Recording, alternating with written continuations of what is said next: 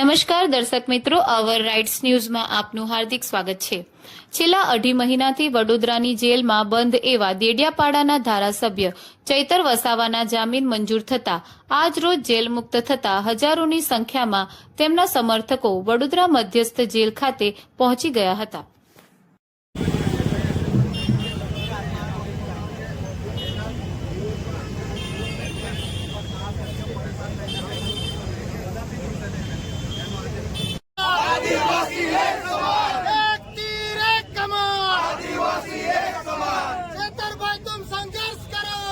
तुम्हारे साथ हैं।